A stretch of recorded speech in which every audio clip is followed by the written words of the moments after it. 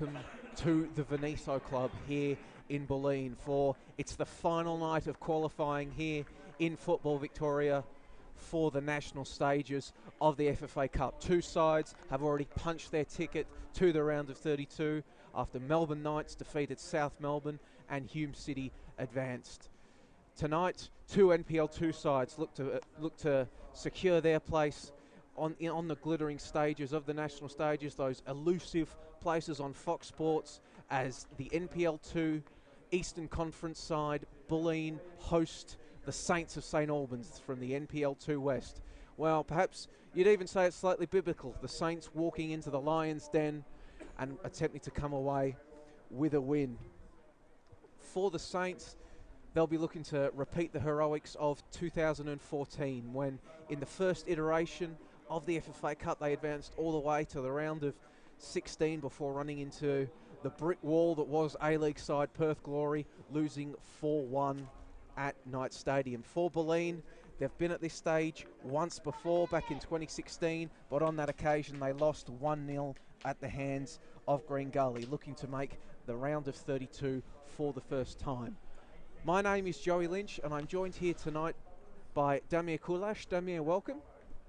Pleasure to be here, Joey, and looking forward to this mouth-watering contest between two promotion-chasing NPL2 teams that have gone far in the FFA Cup qualifying rounds before, particularly St Albans, that has reached the national stage. But if we do get whoever wins out of tonight's game will be the first team, St Albans and South Springvale, in the inaugural FFA Cup season to compete on the national stage, having not been a top-tier team in Victorian football. So plenty at stake here for both sides. Absolutely. We all know the benefits that can be wrought from a successful run through the national stages of a competition, and you would have to say Football Victoria has been the side that is odds-on seemingly every year in the FFA Cup to produce one of those semi-finalists, with the likes of Bentley Greens doing it in the past. As we get kick-off, we'll take you through the two sides as they commence. For the hosts, starting number 1, Wyatt Chant. Number 2, Eli Lutmer. Number 4, Iki Jawadi. Number 5, George DeVritis.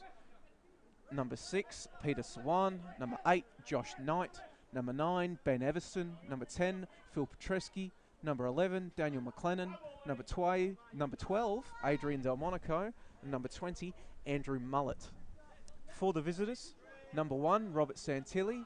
Number 3, Nana Yao. Number 6, Dom Falah. Number 7, Matthew Kundari. Number 9, Anthony Lau. Number 13, Josip Konyet. Number 14, DJ Omaboy. Number 15, Joe Monek. Number 16, the captain, Michael Gudagic. And number 18, Ben Shaper. As we see the first moves forward, as the Saints trying to lock the ball down here in the opposition half. No doing, however, and now Bulleen will try to break up down the left, but it will just be played all the way back to the keeper by Wilkes. Well, Damir, two sides here tonight that sit second place in their respective conferences. As you say, both looking to gain promotion to the NPL. For Bulleen, it would be an immediately bounce back after being relegated last season. St Albans, of course, having one season in the NPL a couple of years ago, but being relegated immediately.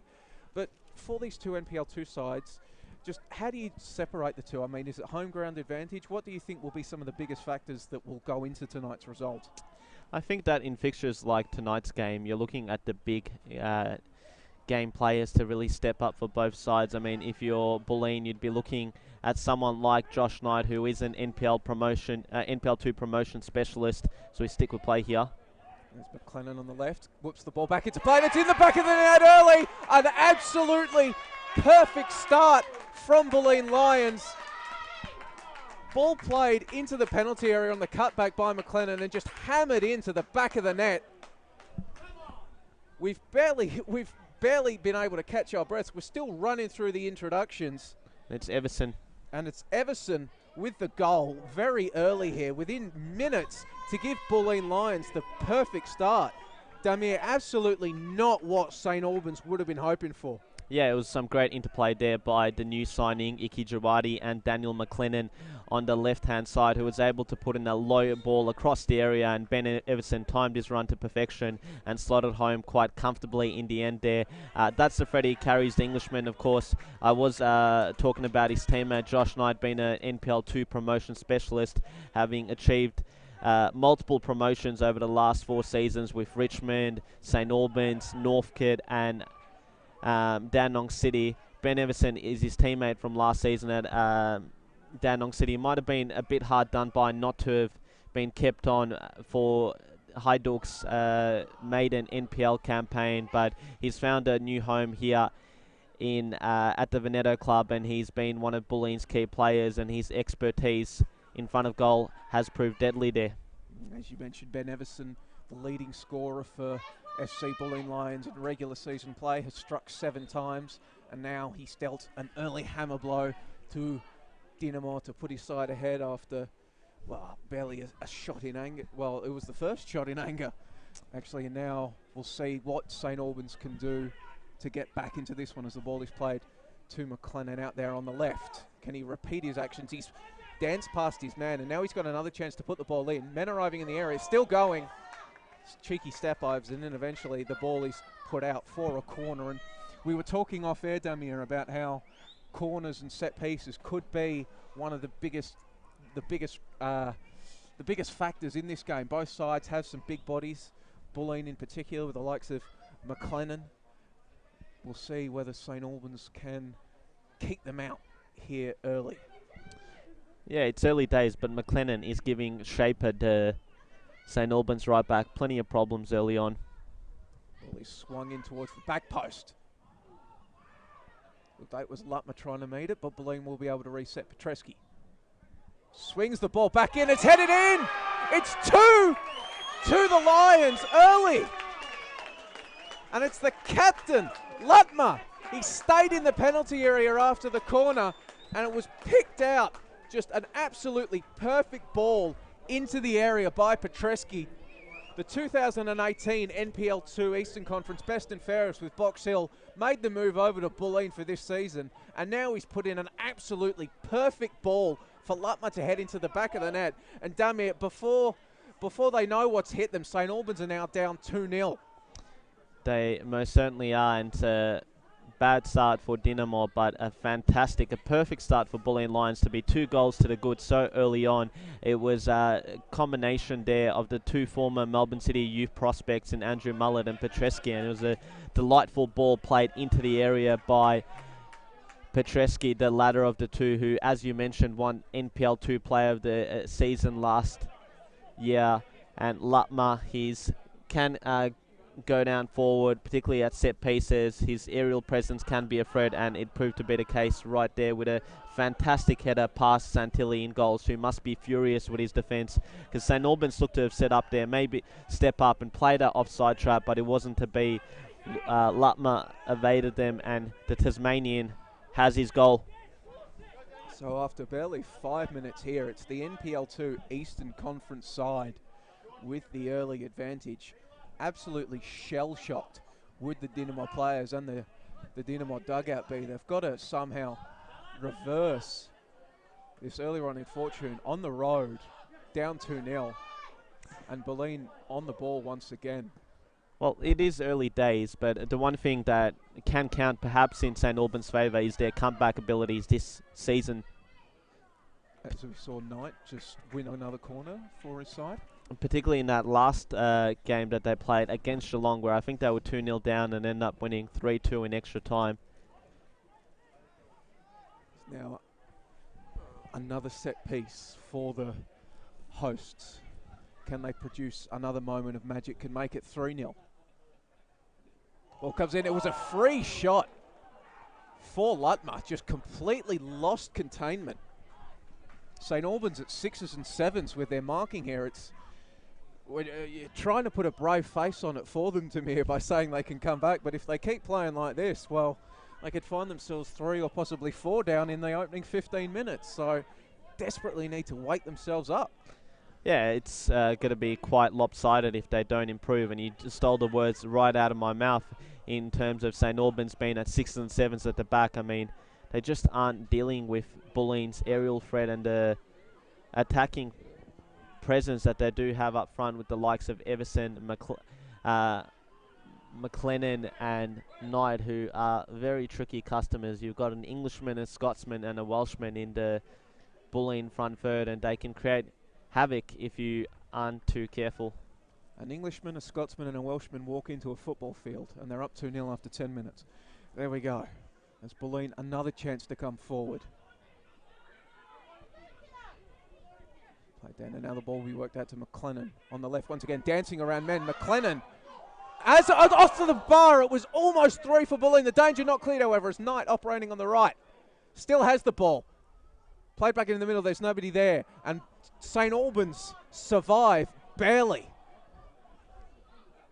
Well, coming into tonight, Joey, I was expecting a really close contest between these two teams. I know we're only 8.5 minutes in, but if it stays like this, it's going to be a field day for Bulleen, and the frame of the woodwork denying McLennan and Bulleen a third goal. And I know it's so early on into contest, but had that one gone in, you would have needed an Istanbul-like comeback from St Albans to put up a fight here. We do have somebody associated with Liverpool playing today, but unfortunately for St Albans, it's Josh Knight of Bulleen, formerly spent a little bit of time in the Liverpool setup as a very, very young lad. As Shaper gets up and intercepts a ball intended for McLennan, but Jawadi heads it straight back for McLennan. Out there on the left, can he maintain his hot start? Perhaps if that shot he had that careened off the crossbar, maybe a millimetre further down, could have been 3-0. Headed forward, McLennan tries to find Petreski, but it's cut out by St Albans, and now they have a chance to move forward. And looking at the two-team lineups, you've got to say one thing in Bulleen's favour is that they've got a pretty solid base in midfield as well, with Petreski and Jawadi, of course, accomplished players, as is Peter Sawan, who's himself been a part of a couple of promotion campaigns, most notably with Northcote City, and he did make his VPL debut from memory at Richmond in what was a pretty star-studded Richmond squad earlier on in the decade. As that ball is just put out of play, Monahurst, and a chance for, well, they had a couple of early throw-ins in the opening seconds, St Albans, but maybe a chance to maybe get something into the area and make Wyatt Chant, who has been starting in the FFA Cup and started the season, started the season as the starter, but has since lost his role in NPL Victoria to new Bulleen signing Alex Pavlidis, but a chance to impress here in the Cup. Yeah, Pavlidis cup-tied, having kept in goal for Heidelberg in that FA Cup Classic against Hume City, which was a 9-goal thriller that Hume City ultimately ended up winning, and they became, last Tuesday night, they became the first Victorian team to advance to the national round of 32. They were joined there by the Melbourne Knights, who defeated old foes South Melbourne 4-2 the following evening, and tonight it's the final 2 spots are up for grabs at the moment. Bulleen have it. We do have another game, of course, at Paisley Park, which is a battle between NPL and NPL2 in Altona Magic at home against the Moreland Zebras. We will bring you updates from that game if any come to hand with any of the goals. Of course, Moreland Zebras very unfortunate last year's round 7, yeah, against Port Melbourne Sharks, a game that they look to have won. Ball is just hoofed out by Bulleen, but it's headed straight back in by St Albans. Ball is worked out here to Shaper, keeps it in, tries to play it all but in, but it's charged down by McLennan. He'll just go back to Fella. The Irish in me wants to call him Fella, but I'll call him Fella. Monek tries to play the ball over the top. It's flicked on for DJ Omaboy, but it's strongly out by Chant. Yeah, it's, as you mentioned, he may have been replaced between the sticks by Alex Pavlidis in the league, but it's a good opportunity for Wyatt Chan not only to get some minutes, but also some quality exposure playing That's tonight. not the type of exposure I was just about to say I gave him the commentator's curse right there. But of course, White Chan, I think this is his third season at Bulleen Lions. Previously was in the Mel Victory Youth setup. Made his senior debut as I think a 15 or 16-year-old at Croydon City Arrows, where he was a teammate of former Mel Victory star Danny Allsop. So he's definitely got a bit of experience in him despite his tender age. As you can see, Shaper there, down on the right with a long throw in, not very appreciative of his teammates' efforts to win the ball, but he'll get another chance. I imagine this one will be looped high into the area, which it is. Comes down, big pack forms, but it's headed clear. Put straight back in by Wilkes, however, looking for DJ Omaboy. However, foul is called. No, offside, indicated by the linesman, and it will be a chance for Bulleen to reset and try to get something going, moving forward. Well, was a furious opening, Damir. 2 goals in the first 5.5 minutes, but it seems to have settled down now. Maybe just Dinamo trying to, just figure out what happened and scrape back together.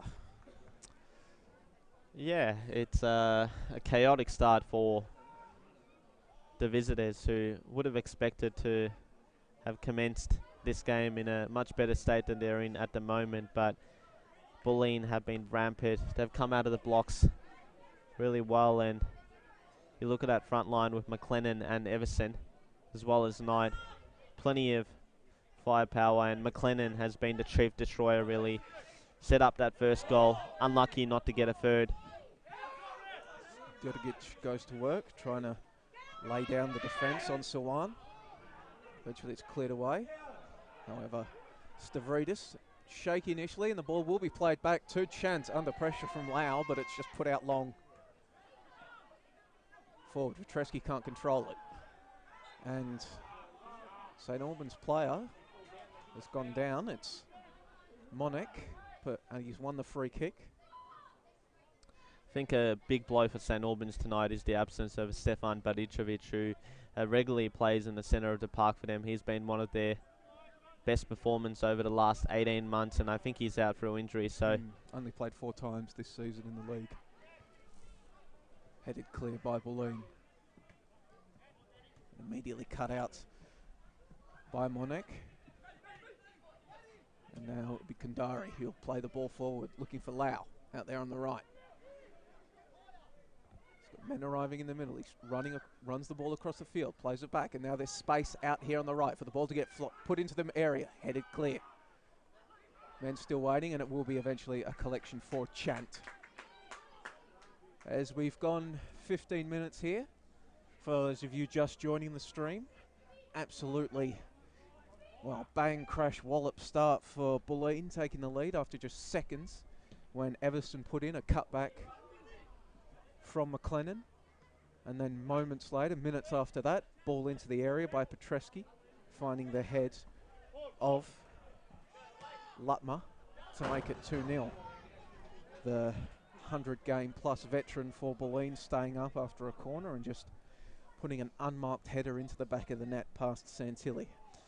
Yeah, Lutmer's has been at Bulleen for a number of years now. I believe he was also, initially when he came to Victoria, he was on the books at Pascoval alongside a fellow Tasmanian and Will Abbott, and both of them ended up marshalling that Bulleen defence over a number of seasons. Lutmer's stayed around, and I think he's one of the most consistent players in this Bulleen line, starting 11. Clennon goes down, wanted a free kick, no doing, however. Interestingly, do you read anything into St Albans' poor league form of late? I guess Bulleen themselves have been a bit indifferent. It's a lot of inconsistency in NPL2.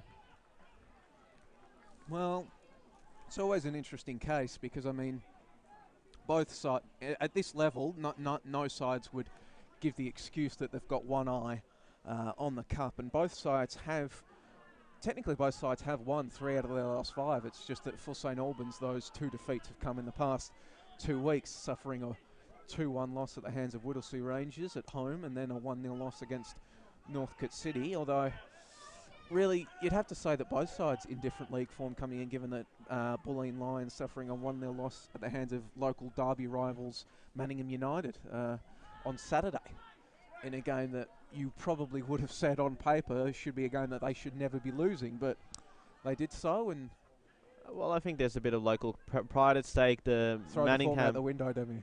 Yeah, Manningham United Blues have a number of ex-Bulleen players in their ranks.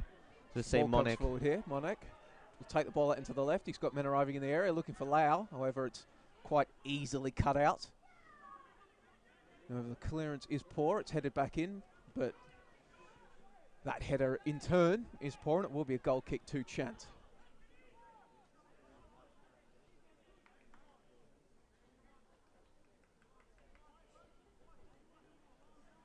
Yeah, despite the somewhat indifferent form of both sides coming into this league fixture, they both sit second on their respective tables. Yeah, it's been one of those seasons where seemingly no one wants promotion, given, particularly in the West over the last few weeks, there have been a number of those promotion-chasing teams have slipped up, and no one's really taken advantage of those slip-ups. Werribee City, who themselves lost in the last round to the Oakley Cannons at home, are the ones who lead in the West, whereas in the East, surprise leaders Eastern Lions, 6 points clear. Not bad for a club that initially, when the NPL came around in 2014, were still a State League 1 team who had their debut season in NPL 2 the following season, and who you probably got to say are punching above their weight given their position on the NPL 2 East standings at the moment. The Lions, perhaps endorsement of the practice of keeping your squad together and keeping that continuity. There are a lot of familiar faces around that Eastern Lions side as the ball is long diagonal pass out to the left, but Bulleen will clear. And yes, big 6-pointer coming up in the NPL 2 East this coming Monday night, when the Eastern Lions will play a visit here to the Veneto club to clash with Bulleen Lions in a game that will be broadcast on the NPL Victoria Facebook and YouTube pages. So make sure you tune into that one in what could be, well, especially if Eastern Lions win it, an absolutely huge game in the race for promotion. That game would send a win in that game would send Lions 3 points clear. Yeah, and I think they've kept the core of their squad together. They've got some good young players, particularly look at the two Drutzes twins in Chris and Costas. They've also brought in Tom Biss this season, the Kiwi, who was formerly a Wellington Phoenix, and he's been a quality addition, as well as also in the coaching ranks. They brought Daniel Costi as an assistant coach, and I think he complements Jim Williams quite well. So they've definitely surprised a number of pundits with their performances over the course of this season. They're not the prettiest of teams to watch on many occasions, but what they do lack sometimes in, I guess, firepower, they do make up in organisations and being quite stable. I mean, heading into the season, I guess a lot of people would have probably had Bulleen, Northcote City, and perhaps Langwarrin as the promotion-chasing teams from the East, but it hasn't been the case so far with Eastern Lions upsetting that party. As the ball is shifted out and over to that attacking left flank for St Albans. Nana Yao will throw it in. He'll look forward for Lau. It's cut out, however, and Chant just puts the ball long. Yao underneath and just heads it back forward. Bit of aerial ping pong going on. Tresky trying to play the ball forward to Everson. Can't do so. Sawan slides in with the challenge. St Albans afforded the opportunity to reset. Played all the way back to Santilli. Long ball over the top, looking for Omaboy. Tresky trying to play a 1-2 with his man, but it's going to be a free kick. Yeah, no. It will be a free kick. McLennan signalling that he wants the ball played long. But the free kick is poor. Sawan up strongly. Ball continues to ping pong around. Neither side wants to put the ball on the turf and play with it. Just hoofed long. Chance come out. He'll wait for it to come back and collect. Lau forcing him to eventually pick it up. Bit of cheekiness from Chant.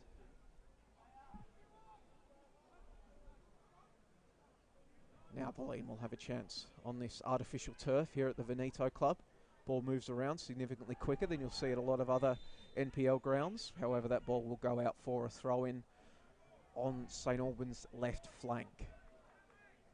Dimmy, do you think that is going to be a home field advantage for Bulleen? This artificial surface, the ball moves around a lot quicker compared to St Albans' normal home digs of Churchill Reserve? I think so. You know, you've got two very contrasting venues in David Barrow Stadium here in Churchill Reserve. Of course, this being a synthetic field where I think it's the only one in NPL 2, or in the whole of the NPL for that matter, unless I stand to be corrected on that one, as opposed to Churchill Reserve, which is a very small ground, very formidable atmosphere that the locals like to put on for the visitors.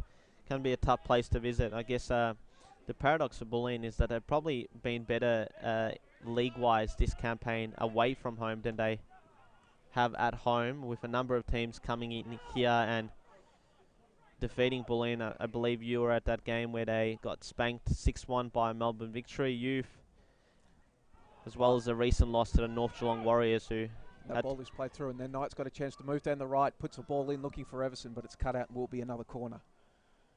Yeah, that game, as you were mentioning, the one against Victory, speaking to Bulleen's head coach, John Maizano, before this game, he says it a number of times they've been unlucky this season, but that game against Victory was just one in which they definitely just didn't turn up for. 6-1 thumping at the hands of a Melbourne Victory youth side in that competitive Western Conference that have struggled to get things going this season. Sitting in 8th place on that as the ball is played in towards the back post. Headed back inwards. Ball was headed back by Mullet, but it's collected strongly by Santilli. And men breaking forward. It looks like St Albans goalkeeper will go long. Did speak about earlier on Wai Chan probably been one of the youngest shot stoppers in NPL 2. On the other end of the spectrum, you got Robert Santilli, who would probably be one of the oldest, vastly experienced shot stopper, who spent a number of seasons, of course, at Sunshine George Cross, and I think he actually arrived at St Albans Saints via a short stint at Preston Lions in State League 1. Has also captained Sunshine George Cross in the past. Yeah.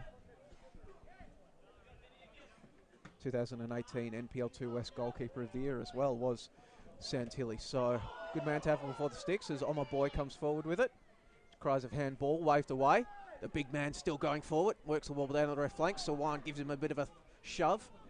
And eventually the converging players. But Oma Boy, look at that man go. He's not going to give the ball away that easily. Ball is played back out. Now sliding challenge.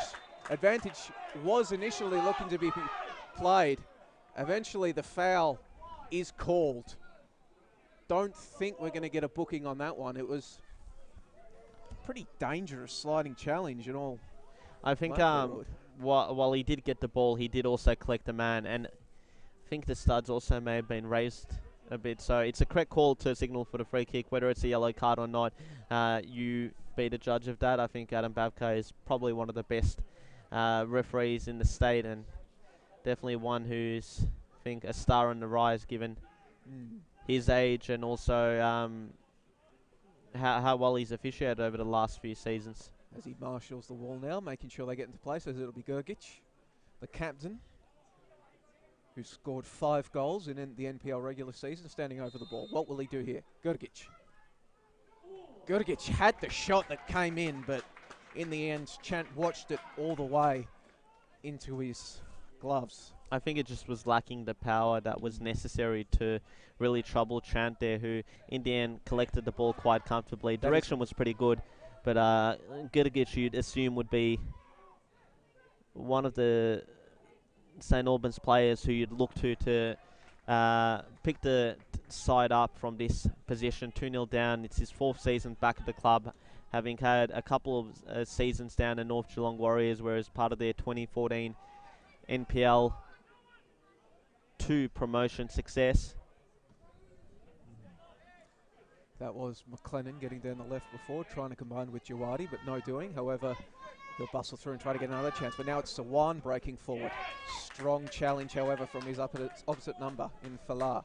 And with Michael Gergic, I'm sure he'd be hoping to join his cousin Ivan in the national round of 32. Of course, Ivan played a big role in the Knights' 4-2 win last week with that played sealer. in by McLennan. Nobody there, however. Probably didn't need to put that ball out for a corner. Did Yao, but he's done so. And now chance for Bulleen to get men into the penalty area once again. It will be Knight standing over it. The Welshman. I'll save all of our viewers from my Welsh accent, which isn't very good. Ball comes in towards the near post, headed clear, however. Jawadi is waiting for it, however. Skips around one man, can't skip around the second, goes down.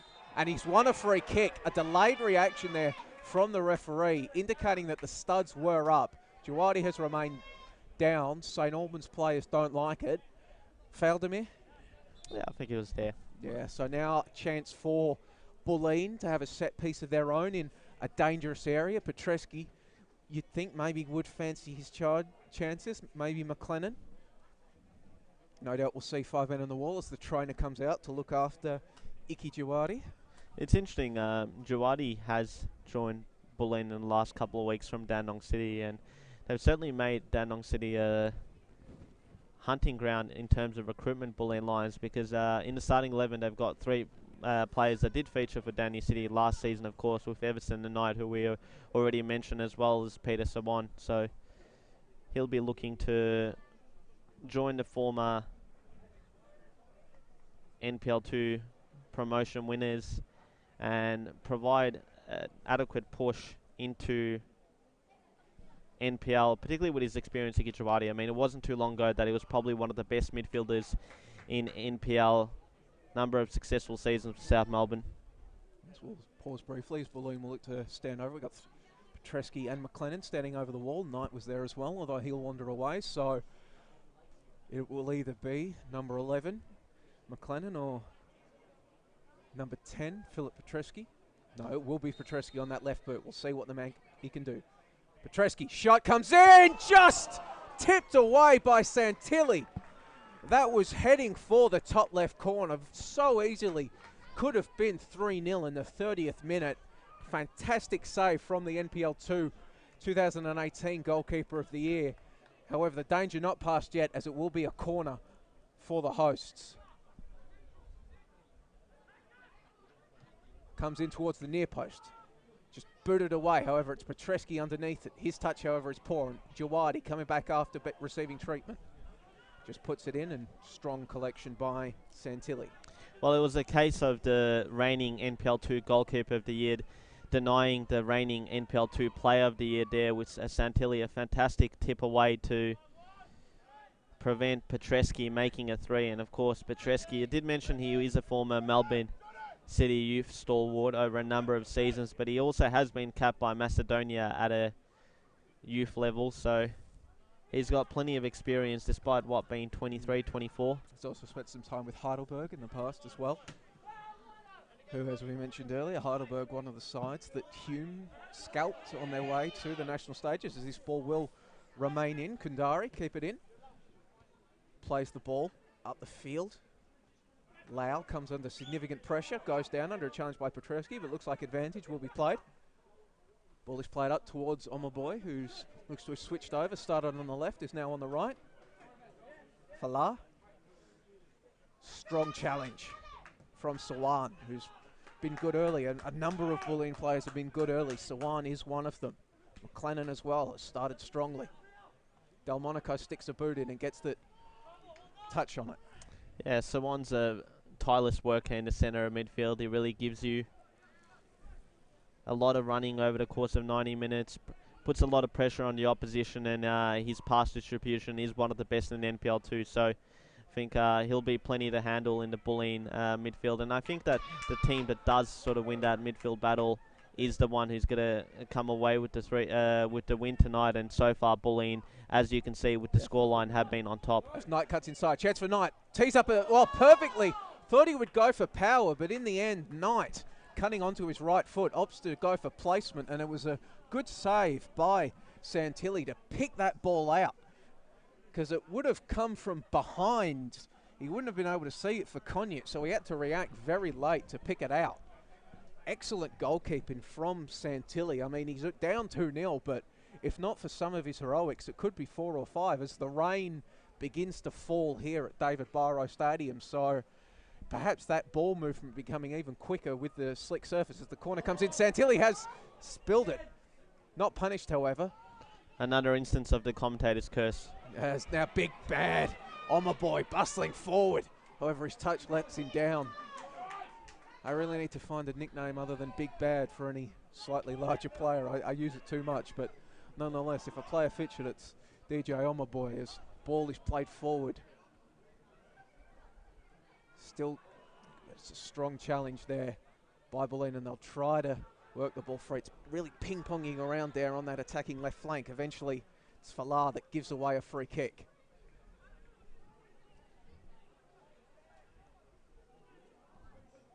As you can see on your screens, the Bulleen head coach, John Maisano, yelling out instructions from the touchline. Speaking with Maisano before this game, he's talked about he came in mid-season last year after, well, really, it was rather a large hammering that Bulleen were on the end of in the FFA Cup, a 5-0 loss to Avondale here at the Veneto Club. It's the only time Bulleen have ever lost at home in the FFA Cup. Clean out of the coaching staff after that, which enabled Maisano, who had been the under-20s coach, to make the step up to the senior coach. And he was just talking to me before this game about how he's really felt backed by the club this year. They've recruited strongly, trying to make that immediate bounce back to the NPL, as they'll get another chance to get some bodies moving and moving forward and put a corner in. Comes towards the penalty area. It was Lutmer who was looking for a brace of headers. Instead, the ball is now played forward. Monek forced to come back. Probably switch. He'll switch the play out here to Shaper on the right, who will then play the ball up to Lau. But his pass,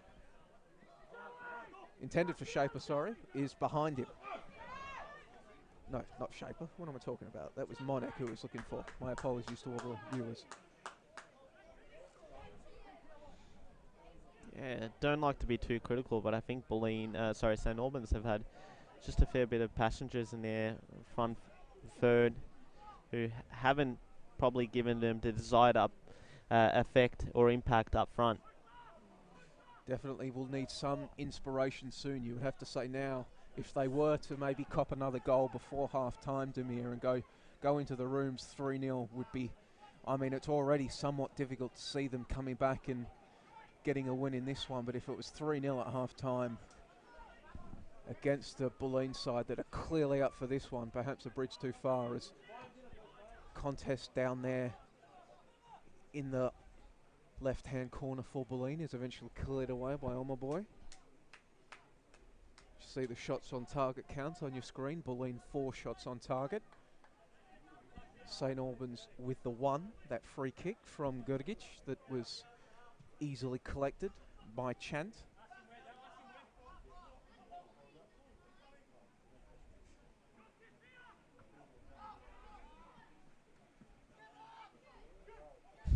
Lau heads the ball back. It's Gurgic, and now Lau moving forward. However, it's cut out there by the Bulleen defence, and now perhaps maybe something going on the counter out there on that right flank. However,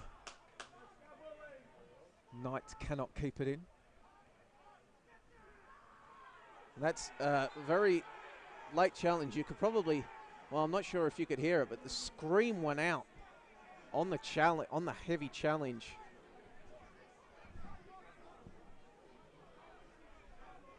Still down. There's been a number of heavy challenges in this game already. Right in front of the, not only the St. Albans bench, but also the St. Albans supporters who have recreated the hill from Churchill Reserve out on that far side, and they're not giving the injured Bulleen player, who I think is Lutmer, any mercy there. St. Albans fans, despite the fact that there's a nice warm grandstand over here, standing in the rain. Good on him. Petreski puts the ball in. Bulleen can't collect, however. Delmonico's trying to wedge it in there, and now McLennan plays the ball back. However, it's cut out there, and now a chance for St. Albans to move forward. It's Gurgic that cut it out and played the ball forward to Lau, but strong challenge Stavridis from there. Stavridis, yes. He's been a quality addition to the Bulleen ranks this campaign. Of course, he himself has promotion experience from NPL 2, having helped Kingston City and Northcote City go up in 2016, 2017 respectively, and he came here after a short stint in the latter half of last season at Dandenong Thunder, and he's really made that position his own there. Yeah, you would have to say, looking at this roster that's been assembled by John Maisano, pretty clear what he was looking for heading into this season. He wants players that have been there before and have been promoted. As the ball is played in, and now McLennan goes around Yao, who has switched over to the right back position. Petreski keeps it in there. Knight now on the right flank, trying to get the ball in the direction of Everson. It's cut out. Now St Albans will play it long once again, and that's really been something they've done. Omaboy, though, coming in.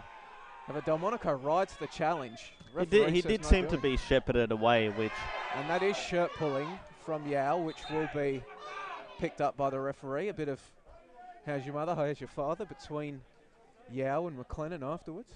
I've noticed St Albans have moved the two fullbacks to the opposite sides of the field. I guess Yao maybe is going to be able to manage and contain McLennan. McLennan had been giving Shaper a bit of a bath early in this contest. Yeah. You don't want it to get to the stage where, you know, people are calling out for a taxi for Shaper. As happened earlier on in this decade with Gareth Bale terrorising Maicon over 2 Champions League games. Good ball in by Petreski. Strong punch, however, from Santilli to clear the ball. But Bulleen will have another chance to get something going. Ball is played into the area. Everson will try to keep it in, however he's unable to flick it back. And it will be a goal kick to St Albans. It's definitely one of those that will test the hammies, trying to control that ball in the freezing June winter of Melbourne. Yeah, very, very cold night. Hopefully all of our viewers on the NPL Victoria Facebook and YouTube pages are somewhere warm watching this game. We thank you for joining us. The one thing I'll say is while we crowd tonight, based on what we see at the moment, is probably around 300 or so. Monek plays the ball out to Omaboy on the right. He'll play the ball back into the area, but it's headed clear. If Bulleen was to progress to the national round of 32, I expect this crowd to at least triple, regardless of who the opposition is. Of course, David Barrow Stadium did play host to an FFA Cup fixture last season where... Wasn't Bulleen hosting it, though? Exactly, with Northcote City going down 2-1 to Devonport, wasn't it? Devonport Strikers, from Northern Tasmania. That's correct. Who ended up coming back to Melbourne in the round of 16 to face Avondale at ABD Stadium, which was another neutral venue. So, sure, David Barrow Stadium will be past fit. Not sure you can say the same thing about Churchill Reserve, where I did attend that game that you mentioned earlier between St Albans Saints and Perth Glory in 2014, and credit St Albans moving that game to Knight Stadium because they were able to get about 3,500 people into Summer Street for that one. Is one of the things you have to give major props for all the Croatian sides here in NPL Victoria. They are very well supported, and they do support each other when occasions arise. I remember couple of years ago, there was a game, the promotion relegation playoff between Melbourne Knights and Dandenong City. Actually, it was played as part of a triple header before the grand final between South Melbourne and Bentley Greens. I think it actually drew more fans than the grand final. Heard the same. Yeah. As the ball is cut in there boxed in there down on the right flank for St Albans. Can try to maybe box it in and get something going here in the final 5 minutes of this half. Score is currently 2-0 to the Bulleen Lions after goals from Everson and Lutmer. The other good thing about this venue, it's a fantastic sporting facility as a whole, because you've got the tennis next door. You've also got an indoor arena there where you see a lot of indoor soccer, and of course the institution here that is the bocce courts. I think they've been around for a number of decades there. Absolutely, and home grounds to not only FC Bulleen Lions for this NPL season, but also Manningham United Blues.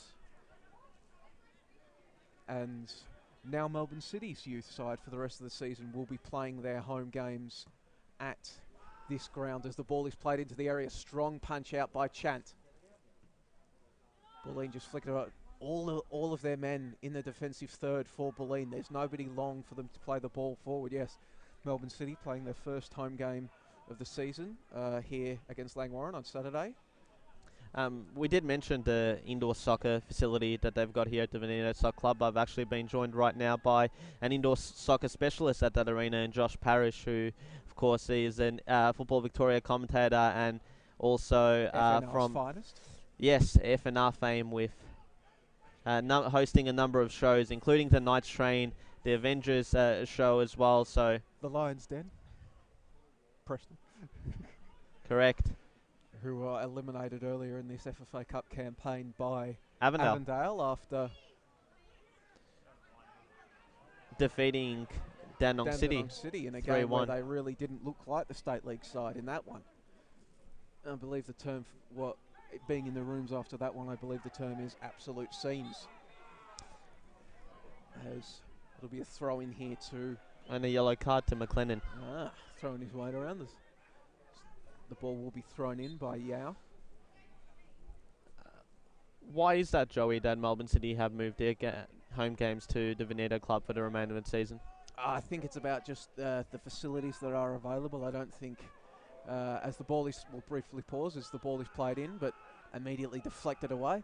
I don't think anybody that's ever visited Melbourne City Youth, an NPL game for Melbourne City Youth at Latrobe, would accuse them of having the best facilities in the world. So shifting their Football Victoria, helping them out and shifting their home games over to the Veneto Club to ensure the best possible facilities for all sides involved. They will be playing on a synthetic surface, you could say, for the remainder of the season. So it'll be interesting how they cope with that. Of course, their senior listed sides would train on a synthetic surface regularly. So maybe the likes of Connor Metcalf from Inaja and Amuni Najar would be used to it, but the other young boys maybe not. I guess there is that perception that a lot of people have about synthetic surfaces, is that they can be quite more dangerous on the body, particularly the knees, than the traditional surface. A lot more common in NPL New South Wales than they are down here in Victoria, aren't they? Correct. This ball is played long into the area.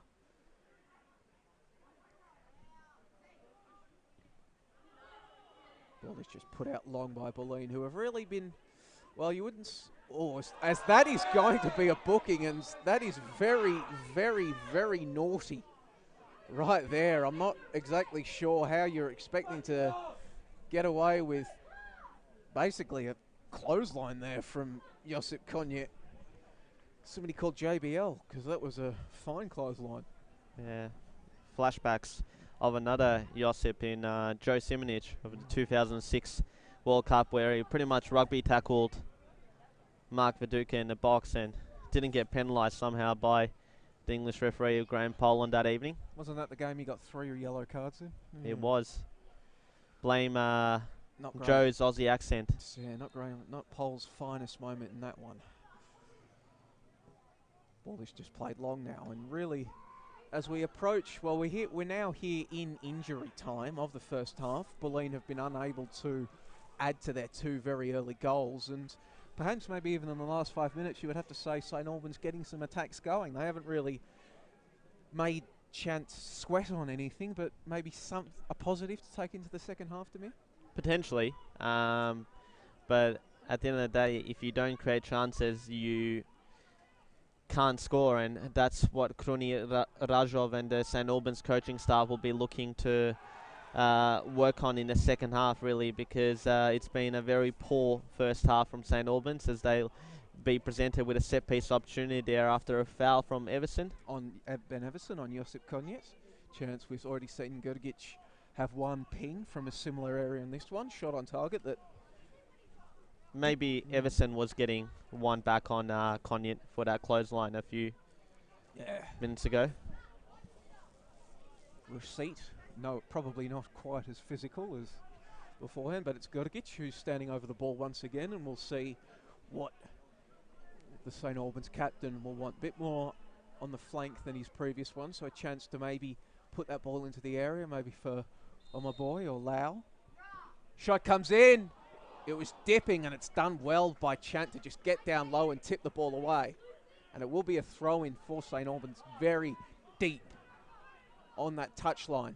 And Chant did well there to divert the ball away from danger, because so often goalkeepers can actually make do the hard work in terms of making a quality save, but you know, it falls right to an attacker and you put yourself at risk. Another long throw into the area.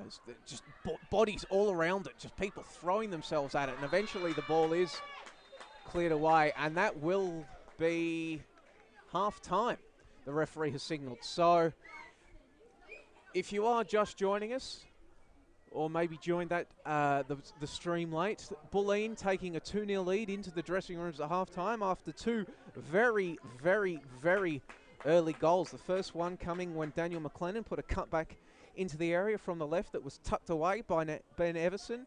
And then a couple of minutes after that one, long ball into the area by Philip Petreski after St Albans had failed to properly clear a corner that was headed into the back of the net by Eli Lutmer. St Albans managed to stop the bleeding and maybe even get some attacks going late in that half, so they can maybe take a positive from that. But Damir, what do you think the message will be heading into the rooms?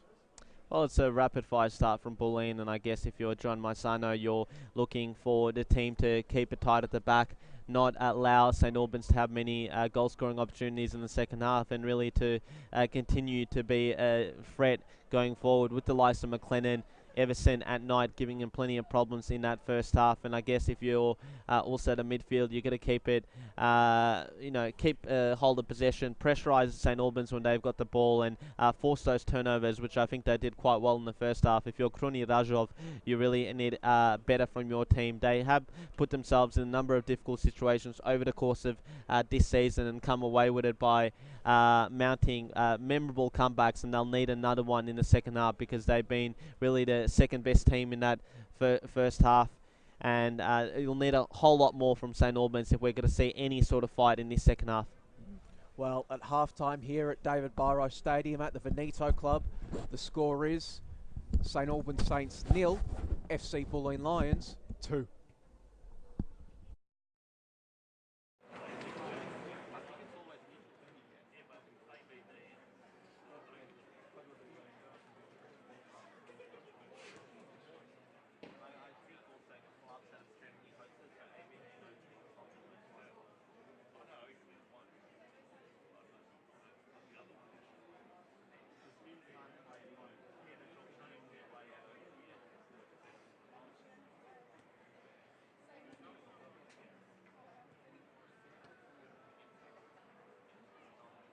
NPL2 promotion specialist, so we stick with play here.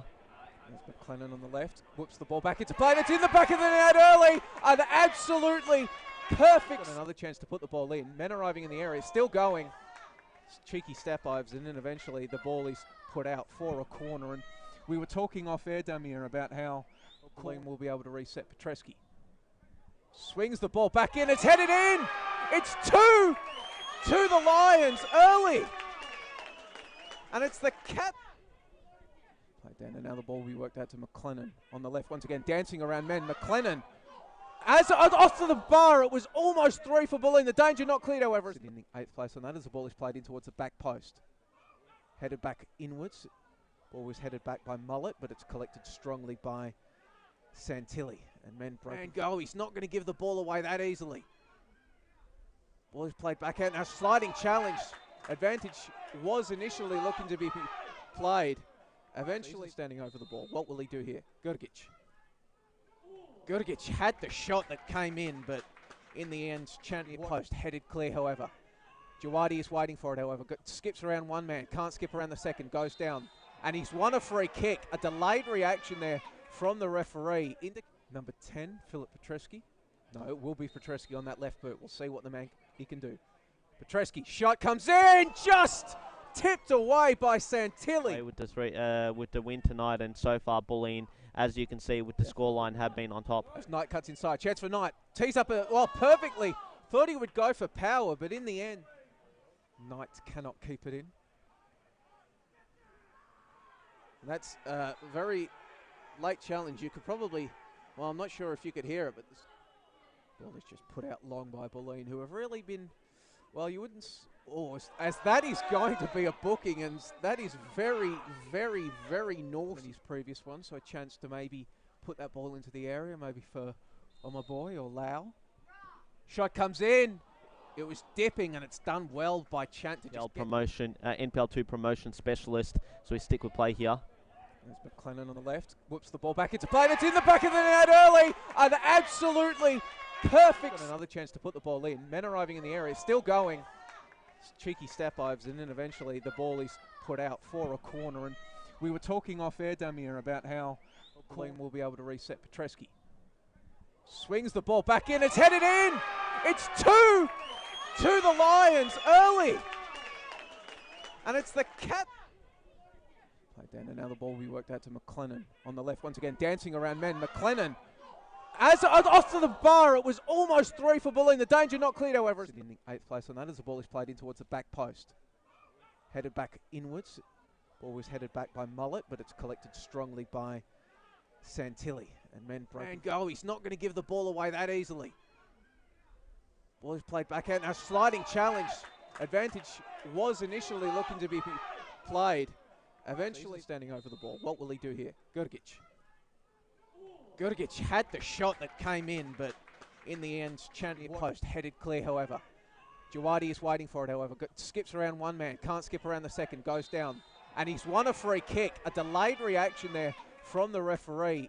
Number 10, Philip Petreski. No, it will be Petreski on that left boot. We'll see what the man he can do.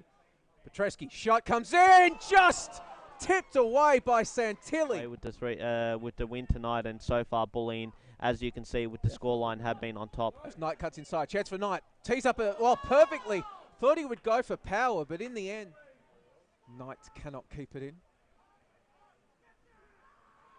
And that's a very late challenge. You could probably, well, I'm not sure if you could hear it, but this ball is just put out long by Bulleen, who have really been, well, you wouldn't, as that is going to be a booking, and that is very, very, very north in his previous one, so a chance to maybe put that ball into the area, maybe for my boy or Lau. Shot comes in. It was dipping, and it's done well by Chant to just promotion, NPL2 promotion specialist, so we stick with play here. There's McLennan on the left, whoops the ball back into play, and it's in the back of the net early, and absolutely perfect. And another chance to put the ball in. Men arriving in the area, still going. Cheeky step Ives, and then eventually the ball is put out for a corner. And we were talking off air, Damir, about how Bulleen will be able to reset Petreski. Swings the ball back in, it's headed in! It's 2 to the Lions early! And it's the cap. Played down, and now the ball will be worked out to McLennan on the left. Once again, dancing around men. McLennan, as off to the bar, it was almost 3 for Bulleen. The danger not cleared, however. In the 8th place on that as the ball is played in towards the back post. Headed back inwards. Ball was headed back by Mullet, but it's collected strongly by Santilli. And men break and go. He's not going to give the ball away that easily. Ball is played back out. Now sliding challenge. Advantage was initially looking to be played. Eventually standing over the ball. What will he do here? Gurgic had the shot that came in, but in the end, Chanty post headed clear, however. Jawadi is waiting for it, however. Skips around one man. Can't skip around the second. Goes down. And he's won a free kick. A delayed reaction there from the referee. Number 10, Philip Petreski. No, it will be Petreski on that left boot. We'll see what the man he can do. Petreski, shot comes in, just tipped away by Santilli. With the win tonight, and so far Bulleen, as you can see with the scoreline, have been on top. As Knight cuts inside, chance for Knight. Tees up, well, perfectly. Thought he would go for power, but in the end, Knights cannot keep it in. And that's a very late challenge. You could probably, well, I'm not sure if you could hear it, but this ball is just put out long by Bulleen, who have really been, well, you wouldn't, as that is going to be a booking, and that is very, very, very north in his previous one, so a chance to maybe put that ball into the area, maybe for my boy or Lau. Shot comes in. It was dipping, and it's done well by Chant to just promotion, NPL2 promotion specialist. So we stick with play here. There's McLennan on the left, whoops the ball back into play, and it's in the back of the net early, and absolutely perfect. Got another chance to put the ball in. Men arriving in the area, still going. Cheeky step ives, and then eventually the ball is put out for a corner. And we were talking off air, Damir, about how Bulleen will be able to reset Petreski. Swings the ball back in, it's headed in! It's 2 to the Lions early! And it's the cap. Played down, and now the ball will be worked out to McLennan on the left. Once again, dancing around men. McLennan, as off to the bar, it was almost 3 for Bulleen. The danger not cleared, however. In the 8th place on that as the ball is played in towards the back post. Headed back inwards. Ball was headed back by Mullet, but it's collected strongly by Santilli. And men break and go. He's not going to give the ball away that easily. Ball is played back out. Now sliding challenge. Advantage was initially looking to be played. Eventually standing over the ball. What will he do here? Gurgic had the shot that came in, but in the end, Chanty post headed clear, however. Jawadi is waiting for it, however. Skips around one man, can't skip around the second, goes down. And he's won a free kick. A delayed reaction there from the referee. Number 10, Philip Petreski. No, it will be Petreski on that left boot. We'll see what the man he can do. Petreski, shot comes in, just tipped away by Santilli. With the win tonight, and so far Bulleen, as you can see with the scoreline, have been on top. As Knight cuts inside, chance for Knight, tees up perfectly. Thought he would go for power, but in the end, Knight cannot keep it in. And that's a very late challenge. You could probably, well, I'm not sure if you could hear it, but this ball is just put out long by Bulleen, who have really been, well, you wouldn't, as that is going to be a booking, and that is very, very, very north in his previous one, so a chance to maybe put that ball into the area, maybe for my boy or Lau. Shot comes in. It was dipping, and it's done well by Chant to just promotion, NPL2 promotion specialist, so we stick with play here. There's McLennan on the left, whoops the ball back into play, and it's in the back of the net early, and absolutely perfect. Got another chance to put the ball in. Men arriving in the area, still.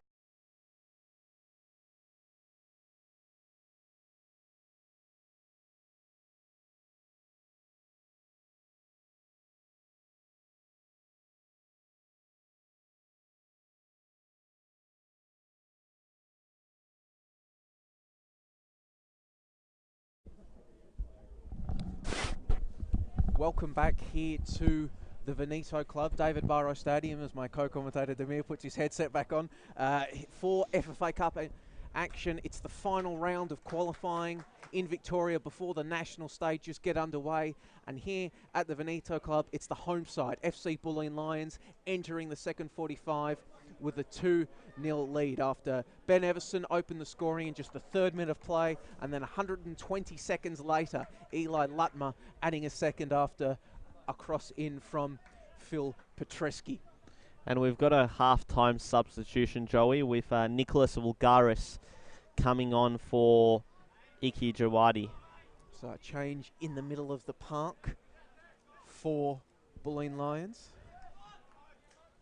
Vulgaris, well, we were talking a lot about all of these additions been made to Bulleen a number of years, but Vulgaris, a Bulleen youth, debuted for the club back in 2016. So hometown lad, hometown boy. Of course, his older brother Jonathan, a former Bulleen Lions player. Keeping it in the family.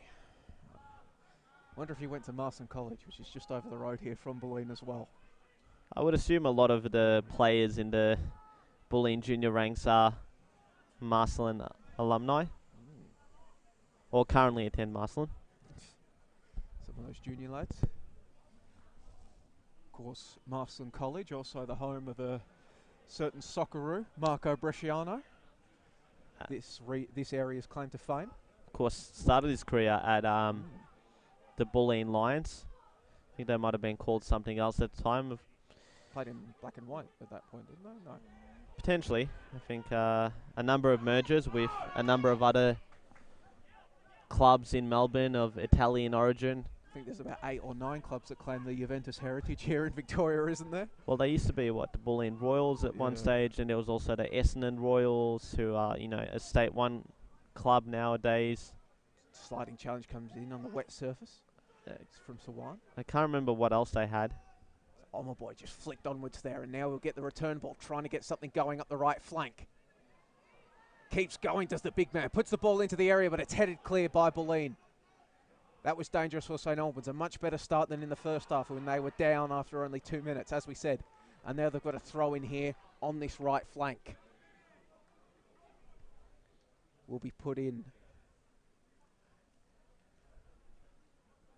the attacking third. Probably another long throw in. Indeed it is. However, Bulleen come away with it. Chance to get something going forward, moving quickly. That is well done from McLennan, and he's got men in the middle. Was looking for Knight, trying to thread the ball through, but it's Yao that got in there. However, another chance now for Knight, but now another turnover. Seemed to be a clear foul there on Knight, who had his shirt tugged back by Nana Yor. Wanted it, but that's a number of times Yor has resorted to shirt pulling in this one, but on that case, he gets away with it. Does the St Albans left back? I think it's all about angles there. I think we had a pretty good angle. I'm not sure the referee, Adam Babcard, did, so you can excuse him for getting that one wrong. It's now Monek on the ball, trying to inspire his side into action. 4 men converge around him, and he tried to work the ball onto his right boot, but Sawan gets in there and forces a turnover, but then he'll turn the ball over straight back. Falar gets the ball and then back out to Yao. And then he'll play to Gurgic. Back to Falar. Now moving the ball over to the right flank, St Albans. They've done this well. Ball comes into the area, but there's nobody there and it's headed away, but it will go out for a corner. A bright start to this half for the Saints, Demir. Yeah, tale of two halves really in terms of the way it started, where Bulleen was so assertive and dominant, getting those 2 quick goals. I think it's been a much calmer beginning to the second half, and St Albans have looked to assert their control. Another ball comes in low towards the near post, but it's a very poor corner from Monek, and it will be a goal kick. Monek is probably one player that St Albans are going to rely on to get themselves going in this second half, aren't they, Demir? He scored 7 goals for them so far in the league play. Their second league scorer, Adam Hodor, currently on the bench for the Saints, so perhaps a super sub that can come on and spark them into life. Get your Game of Thrones references out for that one. Hold the door. Season 8 sucked. What was it? No. As the ball comes back in. Hodor, of course, a very interesting player. He's formerly with Sunshine George Cross, but former Northern Territory Institute of Sport player. So he's made... You don't often hear about players coming down from the top ends, but he's one of them. There's the ball ping-ponging around in the middle, and it's just headed onwards to Everson, who's once again pulled back. Referee waves play on, however. I think he was originally on the books of Avondale when he initially came down to Victoria, Adam Hodor. Didn't get enough game time there. Made the move across to Sunshine George Cross, or as they're now known as Caroline Springs George Cross, and from there onwards it's been an upward trajectory for a player, as you've alluded to, comes from the Northern Territory elite setup, much like one of the stars of NPL2 and Jesse Macaronis. Bulgaris with a touch, getting it onwards. Now another chance to go. Bulgaris got it on to Knight, who played it back to Lutmer, but then the resulting ball is picked out by the St Albans defence.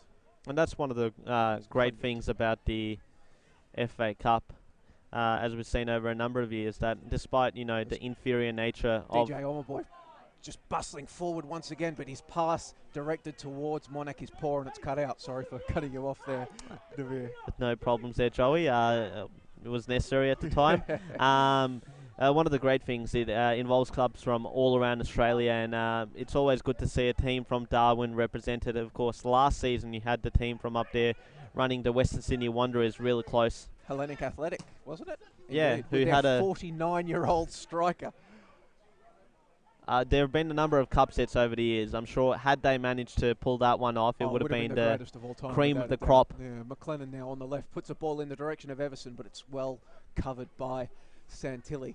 the Northern Territory, still without their representative in the FFA Cup. We have most of the sides that will be present in the national stages of the FFA Cup already decided, but still 2 sides from Victoria, which will be decided at the end of the night, as well as South Australian representatives still to be decided, as well as the representative side of the Northern Territory. As mentioned earlier in the broadcast, for here in Football Victoria, it was Hume City and the Knights both returning to the national stages. So once again, St Albans will try to get this play going down the right flank.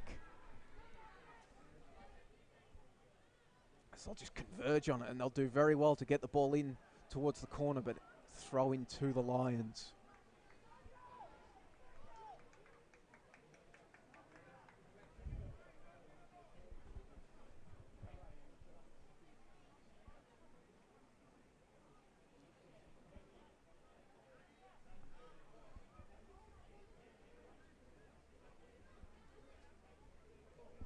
Obviously, the A-League side set to come in the national stages of the competition. They'll be joined by Campbelltown City from NPL South Australia as the reigning NPL champions. Punched their ticket to the round of 32 last season, but as well as that, from NPL New South Wales, Mount Druitt Town Rangers, Marconi Stallions, St George FC, Johnny Warren's former club making it through to the round of 32, joined by Sydney United and Manly United from Queensland. The Brisbane Strikers, Olympic FC making it through, the Coomera Colts, and the best named team in all of Australia, the Magpies Crusaders, coming through. South Hobart FC and Maitland FC punching their tickets. Hume City, the Edgeworth Eagles, the Knights, as we mentioned, Floreat Athena, Tigers FC, and Bayswater City, with 4 more sides yet to come. Some cracking names in there. I do also like the Coomera Colts because, of course, the Colts is a very famous NFL institute. Oh, you're a Colts fan, an Indy fan? No, I'm not, but I am aware of them. If we're talking NFL, let me just say Raider Nation. Yeah, Coomera, who, of course, aren't the most well-known team from the Gold Coast, with both the Gold Coast Knights and Gold Coast United, I think, being the team that a lot of people favoured from that region, particularly Gold Coast Knights, given some of the players that they've got on their books: Andrew Barisic, Mitch Nichols, Shannon Brady. Shannon Brady with a little bit of a cult following on Twitter. Another ball is attempted to be played in from the right, and St Albans, Demir, have had, as the rain comes down slightly harder, St Albans have been trying to get something going down this right flank in the second half, haven't they? They have. They're just looking for that, the cutting edge in the final third that's been lacking for this evening. And I guess if you're a St Albans fan, all you need is a goal, and you're right back in it. And they've struggled to make that breakthrough, but they've definitely looked more impressive. This is Lau now, has a chance to shoot, but it's going to go wide of the goals. Lau under pressure from Stavridis, unable to get a proper shot off. And we were talking about at the top of the broadcast, Amir, when Bulleen put those 2 early balls in the back of the net, how this had the potential to get very ugly for Dinamo. But stem the bleeding, have the Saints, and now, well, they just need to continue that momentum and just start turning some of these balls into the area, or moves forward into more concise and clear efforts to make chance work. You'd say their probably best 2 chances haven't actually come from open play, but instead Gurgic free kicks. And that's the disappointing thing if you're a Dinamo fan, that, despite the attacking talents of Monek and Kundari, you haven't really been able to trouble Bulleen tonight, and I think you're looking for a bit more from those aforementioned players. Worked his way through here on the right flank, danced around 2 men, but Gurgic comes in to clear the danger. The captain just putting out the fire, but Lutmer will collect under pressure from Lau, but he'll keep going and flick the ball up for Everson. Now the ball worked out here onto the left flank, and another heavy challenge, but Omaboy will come away with it. And he's got room to run, but he'll be quickly close down and just try to keep going, and it will kept in by the Lions. back and forth play here, some excellent football, and then, well, some very nice back and forth player, and then Boy just comes in and says bang, and puts his man on the turf. Not the most graceful of challenges as the St Albans fans come to life and start chanting on that far grandstand, bundled up in the rain, few umbrellas emerging. It's a very agricultural challenge there from Boy, and he was carded for it by referee Adam Bavkar, unsurprisingly. Yeah, heavy challenge in the 57th minute of play. Looking at the stream, it appears that we're slightly behind the scoreboard here at FC Bulleen Lions grounds. So I believe there was some comments on the stream about questioning the timing in the first half. So for those observing on the YouTube or the Facebook feeds, myself and Damir will be going off the scoreboard here at the Veneto Club as the ball is thrown in the direction of Boy, but it's headed straight to Bulleen. Played forward for Lau and Boy, but it will be just put out by Mullet. In his 5th year here at FC Bulleen Lions is Mullet. Having initially broken out for Dandenong Thunder in 2012, he was part of the treble-winning campaign under Chris Taylor. Had subsequent stints at both Oakley and South Melbourne from memory. That ball is just cleared away by Adrian Delmonico, former Box Hill and Knight player. Delmonico started his career at Bulleen before having stints elsewhere. Just stumbles around, and eventually Bulleen will just put the ball long. I think his brother Jared as well was a Bulleen Lions player in years gone by.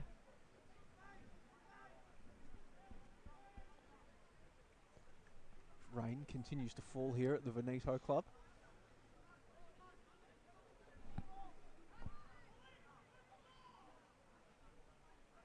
Long throw in down the left flank, but it's headed straight back in the direction of Lau by Boy.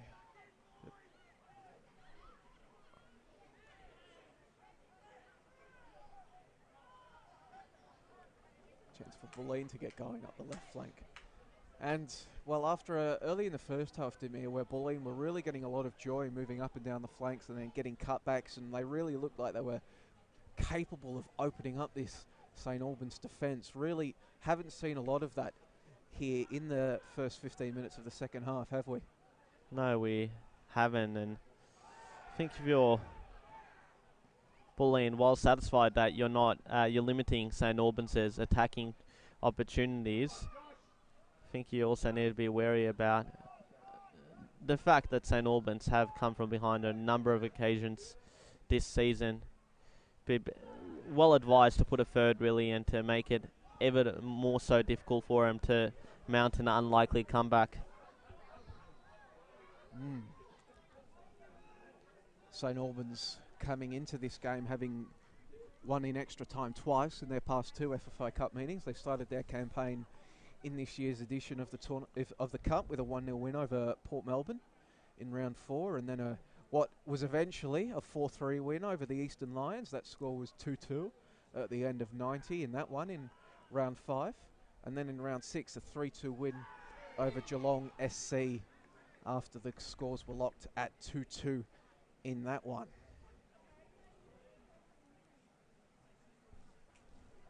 Bulleen coming into this game, well, they started their campaign off by handing out a spanking to State League 5 side Sandown Lions 6-0. Then playing 2 conference mates, NPL2 Eastern Conference mates, going up to Albury Wodonga and knocking out Murray United 2-0. As we'll briefly pause for the ball to get put into the penalty area by Bulleen. Man was rising to meet it. However, ball has gone long and it will be a goal kick to St Albans. And then they coming into this one off the back of a 2-0 win over Northcote City here at the Veneto Club. And in that game it was Josh Knight scoring, well, a scorpion kick to eliminate his former side from the cup. It was an excellent one on the very edge of the area, just stuck a leg out, and always debatable just how much players, as we'll briefly pause as the ball comes into the area for Monac. It's charged down It was by Gurgic chance. with the Gurgic, effort in the sorry, end. yeah. My apologies. Number 16, not 15. But was well closed down by Chant.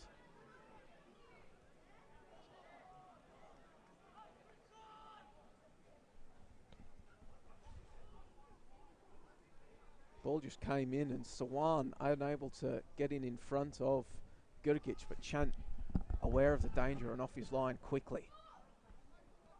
Bulleen will have another chance to defend here as St Albans will keep the ball up. It's Gurgic on the right flank, puts the ball in the direction of Lau, but it's come out at the back post, and that was for Monek. However, his contact with the ball was poor. Handball shouts from primarily the St Albans fans, not the players, waved away by the referee. Referee has tried to let this, has tried to swallow his whistle at times in this one, hasn't he? He's tried to let the players play. He's calling out some of the more agricultural challenges, you term them, Zamir, but trying to let them get things going in these, in a knockout game. It's what you like to see, and I guess in a cup competition, let the players play. Yeah, I mean, well, we haven't spent too much time talking about him, and when we have, we've generally been in agreement with him. So I think he's had a very good game so far. Adam Babka, of course, with officials, it isn't an easy job. I can tell you that from first-hand experience.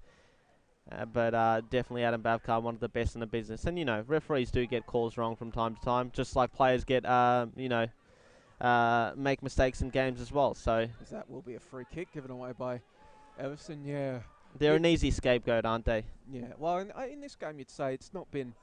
There have been definitely a few harsh challenges, but you wouldn't say that either sides are being overly antagonistic towards each other. There's no hard feelings. I mean, that Conyard clothesline is really an orange card, if you want to term it that way. It's sort of close to being on the edge of a red card, but just I think a yellow is just about right.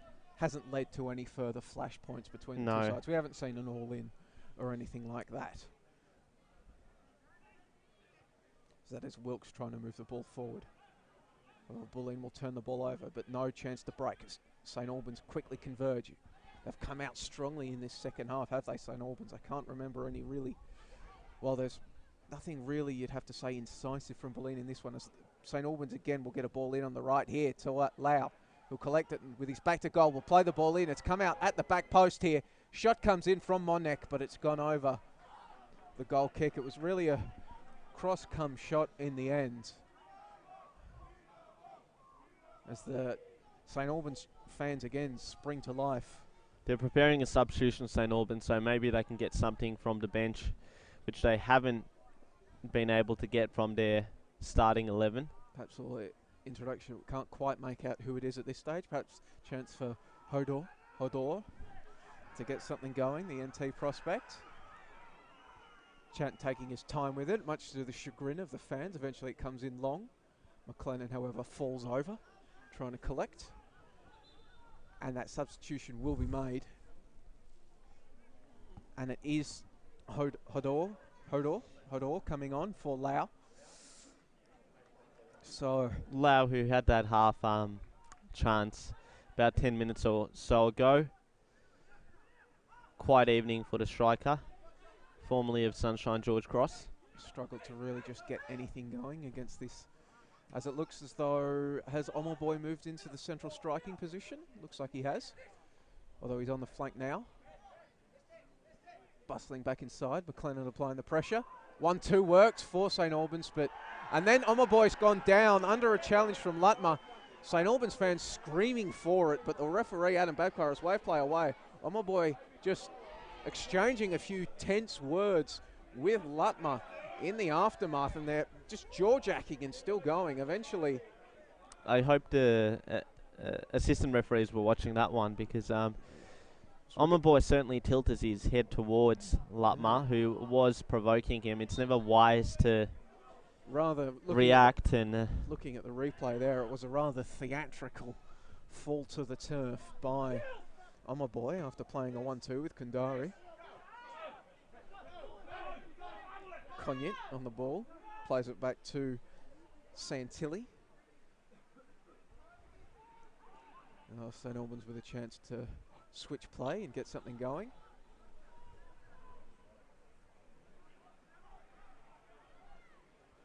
Once again, the ball coming down that right flank. Kandari waiting in the middle. Ball comes in towards him. He rises, but it's headed clear. Again, St Albans won a penalty, but that was never going to be one. And then the collision is adjudged to be a free kick to Bulleen. Free kick won there by Mullet. Yeah. Speaking of quiet nights, Monek hasn't had his most productive of evenings. Of course, another former Melbourne City youth team player who made his senior debut in 2013 with St Albans before jumping the divide and joining the Melbourne Knights the following season, where he got his first minutes in top flight football. But since 2016, he's been an ever-present in the St Albans Saints starting 11. Did briefly join Dandenong City in the off-season, but he returned to Churchill Reserve without making an appearance. And now Monek going to work against Lutmer, and he's gone down. No doing, however, its waste play on St Albans fans increasingly getting frustrated with the lack of calls. And now McLennan. He can't control it, but Bulleen will still go forward. McLennan will get the ball from Everson here on the right flank. Cuts inside onto his left foot, and he's played the ball in behind the defence. Was hoping for the run of Knight to come, however it didn't. And St Tilly comes out and collects.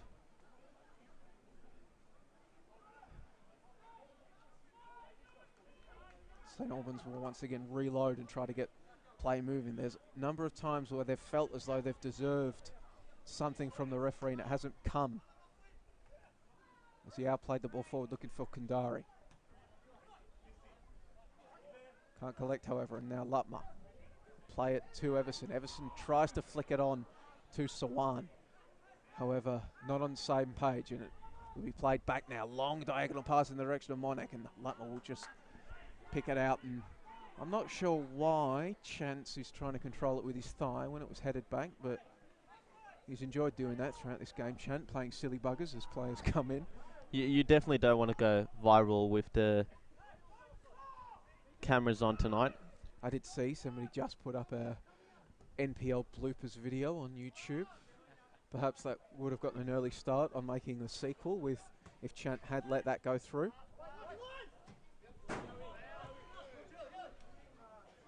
Stavridis taking no chances, just booting the ball out. Yao throws the ball in, looking for Omaboy, and it will sneak through to him, but a sliding challenge, but Omaboy keeps going. He'll just put his body into Lutmer before putting in a left. Booted cross. Shot came in. St Albans won a handball. Referee waves play on. Dynamo fans absolutely incensed on that right flank. Wanted a penalty. They've got the ball again, but be interested to see if we can get a replay of that one. If indeed it was a handball. Of course, no VAR here at the Veneto Club. So another cross comes in, and that's headed away.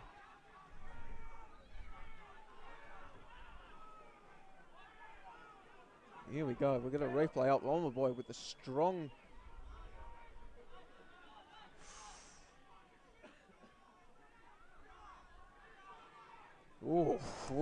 Did hit his hand. Did hit his hand, and it wasn't wedged to his side as we see Bulleen preparing a throw-in. The question is, was an unnatural position. Yeah, well, he's got his hands out. Oh, that's always a difficult one. That's going to be...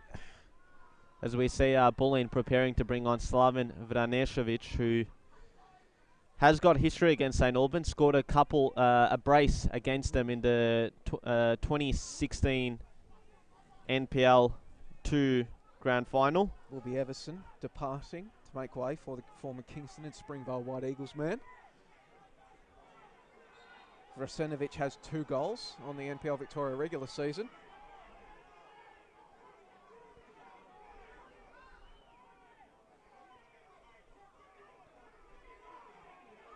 St Albans fans absolutely giving it to, well, pretty much anybody not wearing a St Albans shirt over there on that flank. Frustrated. They've made the long trip out from St Albans. It's cold, it's wet. They watched their side go down 2-0 in the first 5 minutes and now feeling as though they're not getting the calls that they deserve. St Albans also preparing to make a substitution. Unlikely that they'll get it in before the throw-in. No, they will. They will. It'll be number 7, Kandari, who goes off. David Stojic coming on. Another former Melbourne Knight in this St Albans lineup. Believe he's originally from, or he moved to the Melbourne Knights last season from Wollongong. Yeah, just puts his boot through it. It'll be Monek applying the pressure. Headed clear by the Bulleen defence, but only so far as the newly introduced Stojic. He'll play, and some nice combination play. We'll get the ball to Monek on the left flank, but his touch is heavy. And will it be a goal kick or a corner? It will be a goal kick.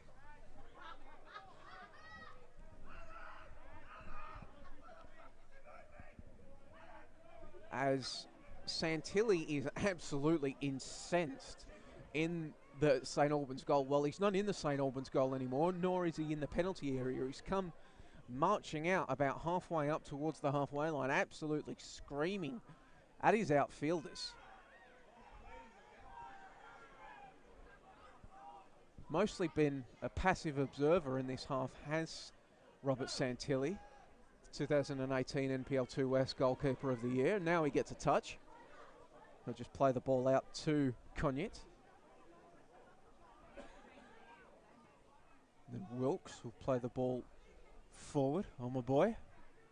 Turn, and he has men in support. Ball is played forward for Gurgic, but it's nodded on. Monek with a chance. Monek over the bar for a goal kick.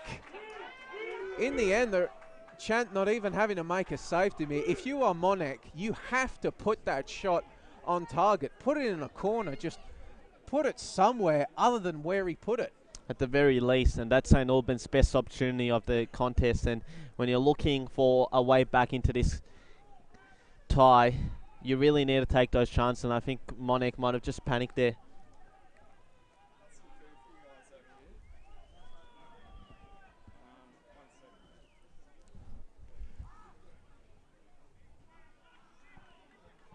Ball is played long out, but once again St Albans has a chance to get something going. We were approaching the final 15 minutes here. If you have just joined us on the Football Victoria Facebook or YouTube feed, or you came in late, well, if you came in any time after the 5th minute, you would have missed the goals. It was Ben Everson turning in a cutback from Daniel McLennan in just the 3rd minute of play to put Bulleen up 1-0. As turnover, and now chance here for Bulleen to break forward. However, Knight can't get something going with Yao, and eventually he'll drag Yao down, and it will be a free kick to St Albans. And then following the early goal to Everson, as Gurgic tries to play through Monek, but Lutmer is up to the task. It was that man, Lutmer, who put Bulleen ahead 2-0 in the 5th minute of play when a ball in from Philip Petreski was headed onwards by the Bulleen defender and into the back of the net. And really, you'd have to say to me, just thinking back to Bulleen's 2 goals, really, I'm thinking Santilli probably didn't have much chance with either of them, did he? No, he didn't, and I think it was poor marking that was Dinamo's undoing there. As I did notice that Vaneshevich has actually come on for Del Monaco, who's the man who's departed, and that's caused a bit of a reshuffle in the Bulleen 11 with Vulgaris going to left back.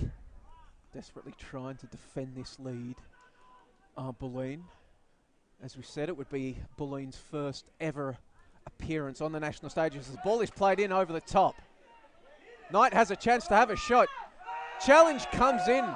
It's a great challenge. Great challenge. He had to get that right, did Yao, because if he gets that wrong at all, it's a penalty for the Lions. And if they convert a penalty with 15 minutes left to make it 3-0 to me, it's good night, Irene. Game over. However, Bulleen have a corner. Yeah, as I was saying, Bulleen looking to make an appearance on the national stage for the first time ever. The closest they've come in the past was back in 2016 when they lost at this stage 1-0 to Green Gully as a ball is played in towards the back post, headed cleared by St Albans. Danger not cleared yet, however. Bodies flying around, and it will be a free kick to St Albans. Last year, Bulleen eliminated in the 5th round of preliminary qualifying against Avondale, lost 5-0, as we mentioned earlier in the broadcast. Before that, the year before, back in 2017, eliminated in the 5th round by Dandenong City. 2016, they lost to Green Gully in the rounds of in the 7th round of preliminary qualifying. Year before that, out in straight sets in round 4, a 2-1 loss to Richmond SC. And then in the first year of the Cup, they got through to round 6 of the tournament of the Cup before losing 1-0 to Bentley Greens. That year, of course, Bentley Greens making the semi-finals. Ball is played forward for Bulleen. Josh Knight has a chance to get something going here on the right flank. He'll play the ball back, looking for Everson, but Everson's run was late. If the ball comes back out tonight, he can put the ball back into McLennan on the left flank, but he's headed over the bar. Good opportunity to end the contest there by McLennan, but just wasn't able to keep his header down. And I think for Bulleen, he'd be looking to get that 3rd goal, because as I said, all St Albans need is one, and they've got hope to get themselves back into the contest. St Albans have also already demonstrated, as we mentioned, in round 5 and round 6 of the Cup, that they are more than capable of going into extra time and performing. Bulleen not brought into any extra time in any of their games. Of course, however, Bulleen continuing the form that has, aside from that Avondale loss, have never lost an FFA Cup game at home, aside from Avondale. All of their other eliminations coming on the road. And from memory, that was an Elvis Kamsoba Masterclass. Correct, and shout out to Elvis, who made his international debut for Burundi the other night in a 2-1 friendly defeat against Tunisia. It's going to be exciting to see him in the African Cup of Nations. Chance for Bulleen now to get something going here inside the penalty area. St Albans converge quickly, and now they'll have a chance to break. Ball is played over the top, looking for Romaboy. However, the pass is long, and Mullet will just play the ball back to Chant, who'll put his boot through it. Headed back by Yao. Goes down to Knight. Touch takes him away from goal. Mullet can't sneak a ball through, looking for, I think it was Sawan.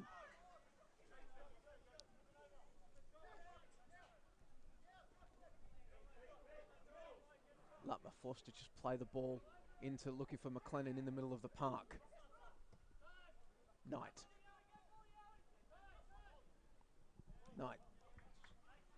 is forced to leap over the sliding challenge, the good sliding challenge from Yao, and it will be a throw-in to Bulleen. As the scoreboard reads, we are in the 80th minute here at the Veneto Club, hosts retaining a 2-0 lead. Throw-in comes in. Gesundheit them in. Thank you. Santilli, long boot out. Lutmer gets a body in the way. However, it only goes as far as Gurgic, but Gurgic can only give it to Petreski. Petreski, who has been quiet in this second half, but now he gets onto the ball and will play it out tonight on the right. Petreski continues his run. However, he immediately slows the play down. Allows Stojic to get back in defence. However, Petreski has come in. Ball is forward to Everson. He tried to play the ball through. However, it's cut out. Now there's a chance out here on this right flank once again for St Albans to break. However, they'll be forced to just hold it up as a result of some good defending from Bulleen. Yao needed to prevent the ball going through there, and he did. Gurgic plays it back to Yao. Back to Konyet. Wilkes. Ball in the middle of the park here for St Albans. Monek out here on the left. Hodor made a run on his left. Oh, my boy! It's in the back of the net! The big man's been threatening throughout the second half. Ball comes into the back post and he's just there, ready to meet it and put it past Chant. No chance there for the Bulleen goalkeeper. It was an excellent work by St Albans. Monek with a picture-perfect ball to meet the run of Omaboy. 2-1 to Bulleen here in the 82nd minute. Damir, game on. Game on indeed, and it's a fantastic ball there by Monek, and Omaboy, a bit like Everson in the first half, timed his run to perfection and ultimately got his reward, and that's the hope that St Albans needed. McLennan with the shot, forces a quick save from Santilli. McLennan trying to answer straight back. Well, it's the wake-up call that Bulleen needed, really, because they've been quite poor in this second half. Ball comes in from Petreski and it's cut out. Bulleen wanted a handball, but they won't get it.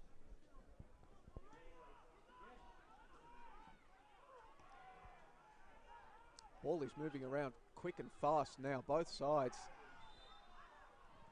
Could be in for a barn-storming finish here at the Veneto Club.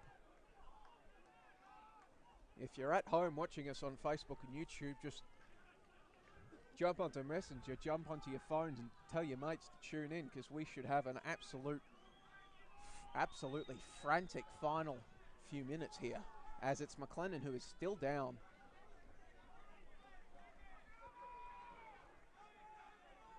St Albans fans on that touchline, they've been increasingly vocal as the game goes down. They're not sympathetic to the plight of McLennan going down at this late stage of the contest. Referee indicating that yes, I am going to be adding injury time for this, so cool your jets.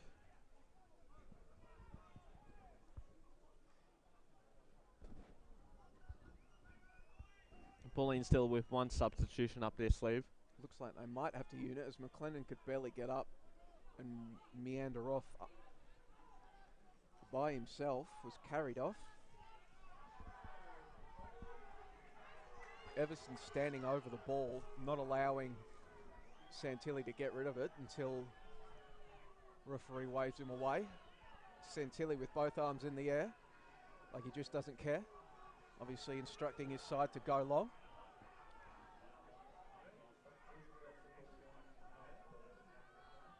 As McLennan has been replaced, will be unable to continue with the injury. Groppo? Matthew Groppo, another former Bulleen youth, coming on as his replacement. Maybe some fresh energy going forward is what will be needed as Groppo gets an early touch. But Yao, he's been excellent in this second half. Makes the challenge.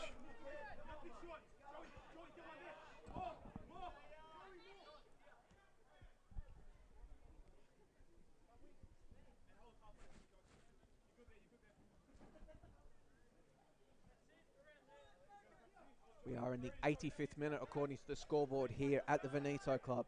Score is now 2-1. Omaboy halving the deficit when he met a picture-perfect Monek cross. And now Monek trying to get going again. Booted clear by Stavridis, however. Both sides playing pinball with it. Falar just put it back. Truni Razwa playing ball boy, the St Albans coach there, as he looks for his team to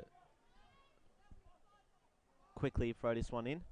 St Albans desperately trying to find an equaliser and keep their dreams of a first national appearance since 2014 alive. Ball is played into the middle. Omaboy back to goal. Chant, however, is out strongly to claim it.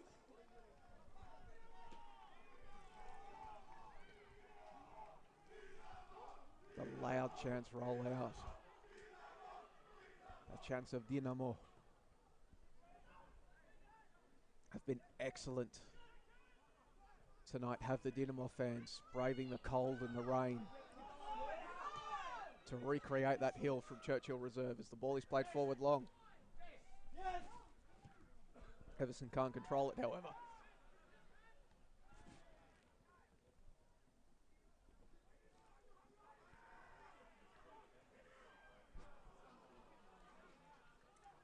Unable to keep keep it in, St Albans, and it will be a Bulleen throw-in.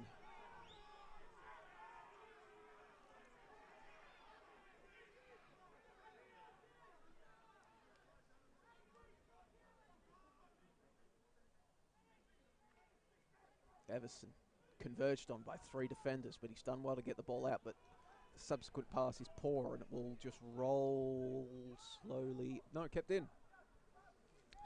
Given the frantic start that they made to this game, obviously taking that commanding 2-0 lead and then seeing McLennan have his shot bounce back off the crossbar, you've got to say you'd be quite surprised if someone at that point of time told you that Bulleen would be, lumping the ball up long, looking to clear the ball out and evade the pressure that St Albans is putting on at them at the moment, 2-1. But we have mentioned that it's been a characteristic of St Albans' season that they have been able to Ratnasevic wins a free kick there. I mean, mount those second half comebacks where they really needed to make it difficult for themselves by falling behind before turning up.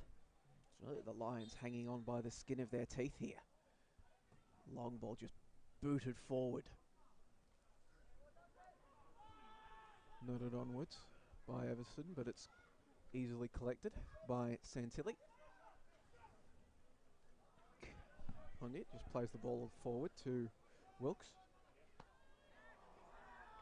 And it turned over, but Oberboy just bustles through, defending from the front. But the big man's got to get forward now. Got to get forward, son, if you want your brace. And it will instead go out for throw-in to the Lions. How much minutes of stoppage time do you reckon we'll have? I'm going to say at least 4 or 5. I'm going to say drama. 4. Have had a few injuries in this one, few stoppages.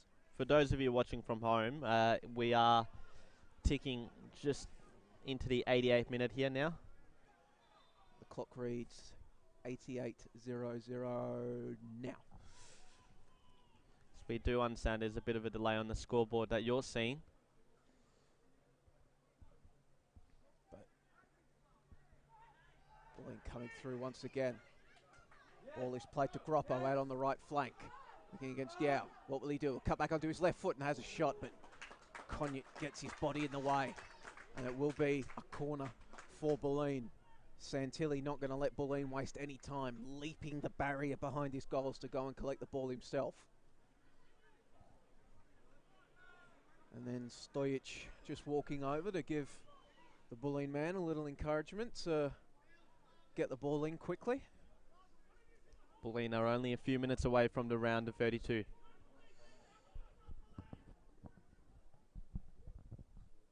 Headed in towards. And it was Lutmer again, and I think it was Nana Yor on the line who prevented a third goal. Almost disaster for St Albans. Danger not cleared, however, as now Knight has the ball on the right flank, plays the cutback. Nobody there to meet it, however.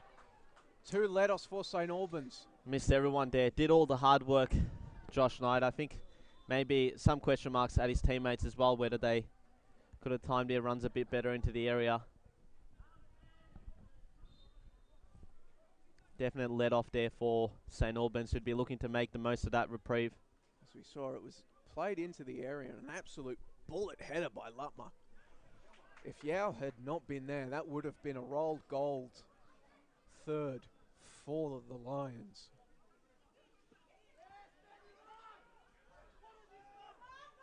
However, St Albans still, the Saints still have some life yet.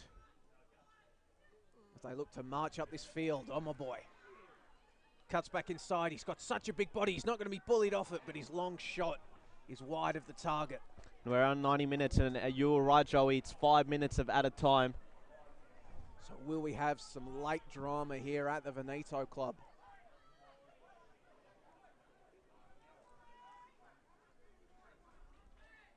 St Albans looking to conjure up some of that magic of the cup. Last change here for St Albans. It'll be Anthony Kataforis, who was a hero in one of their previous games, scoring the winner against Geelong in round 6. It's going to come on here for Falah.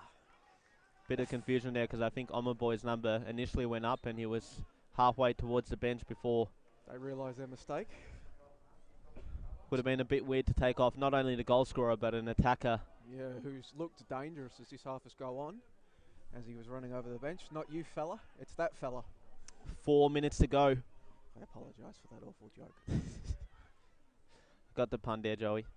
That's all that matters. As long as there's one. Replicate the ladies' league.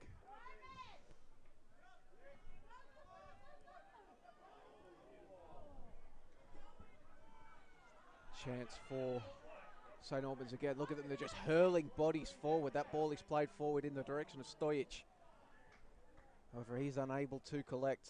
Kataforis is there as well. Well, that's the whole point of having Kataforis there. He is naturally a centre-back / central midfielder, but given his towering presence, you're looking for him to get his head onto one of those, maybe for a flick on, maybe for a header challenge. Dynamo, a club after my English heart, just putting the big lad up front and knocking long balls to him.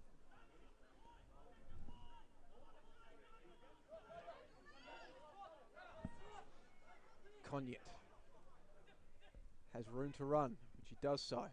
However, that pass will be cut out by Vranisevic. He'll play it back to Chance, but his long effort just goes off the top of his boot. However, Grgic can't probably get ahead on it, and Wilkes was forced to play it forward to Hodor. Long throw in on this right flank in the direction of Omaboy. He tries to chest it down, but he can't. Ball comes out to Groppo on the right flank. What will he do against Yao? He'll come inside. And now just he'll play this long diag forward. Will be kept in. It will be so. Cutback is on instead. Gone down in the penalty area. Penalty for the Lions. And this could be it. Can they put the sealer on it? The long ball down that left flank by Groppo. Josh Knight there. To Josh Knight, who went over to the left flank. Groppo has come over to the right flank since he's come on. Was he fouled there by Monek, I think it was. Monek, but regardless, as we see some St Albans fans heading for the exit in front of us, can't bear to watch. St Albans fans / Melbourne Knights players. It's Joey Franich and Harry Chakarun. Will be Knight. Knight. Good night to St Albans. Bulleen take a 3-1 lead in the FFA Cup. They know it's over. They go to the bench to celebrate with Maisano and coaching staff. Wyatt Chant goes over to join them. And he won the penalty, stood up, calm as you like in taking it, was Josh Knight. And the score here at the Veneto Club is Bulleen Lions 3, St Albans Saints 1. As we come back, and a bit of handbags at 10 paces between Everson and Grgic. I think Everson stayed away while the rest of his teammates went over to celebrate, to stand over the ball and prevent St Albans from going quickly. But now they'll get through it forward, and they're just throwing everyone forward, St Albans. However, that does leave them vulnerable to situations like this, perhaps getting caught on the break, as now it will be Everson in possession on that left flank. Can't get anything going, however. Ball is booted back forward. I mean, we've played, we are all, has to be less than 20 seconds here remaining.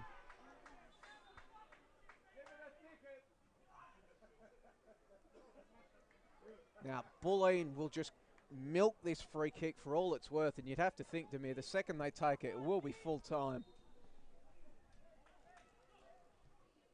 Quite fitting for Bulleen that a former St Albans player puts the nail in the coffin. And I believe we have a goal in the other game to bring you as well. Moreland Zebras, I've been informed, have taken a lead. And if that's the case, it's going to be 2 NPL2 teams that make it through. Well, look, oh, terrible error there from the Altona goalkeeper, as we see it on our screen, the long shot. I think it was Vitakangis. Just coming in. And that's it at full time here at the Veneto Club. For the first time in Bulleen Lions history, they will enter the national stages of the FFA Cup after dispatching the Saints of St Albans 3-1. They went ahead 2-0 after 5 minutes after goals from Everson and Lutmer put them ahead. St Albans were given a sniff in the final 10 minutes when DJ Omaboy turned in a cross from Joe Monek to give the side Dynamo a shred of life, but in the dying minutes as St Albans threw men forward on the counter, it was Josh Knight receiving a ball from Matthew Groppo, cutting inside, winning a penalty, dispatching the penalty, and the NPL2 Eastern Conference side Bulleen will be heading to the national stages for their first time, for the first time in club history. Heartbreak for Dynamo, but in the end, Damir, you would have to say you go down 2-0 after 5 minutes. It's always going to be an absolute mountain to climb to reverse it. Yes, that is right, and ultimately the game was won in those opening 5 minutes thanks to those strikes from Everson and Ellie Lutmer respectively. Omaboy gave St Albans and their large contingent of supporters hope, but Josh Knight put the nail in the coffin late on there with that penalty that he did so well to win, and I think ultimately at the end of this game Knight was the standout player there, as we see a bit of... Oh, this is not on. Come on, lads. I think it's St Albans number 13. Josip Konjet.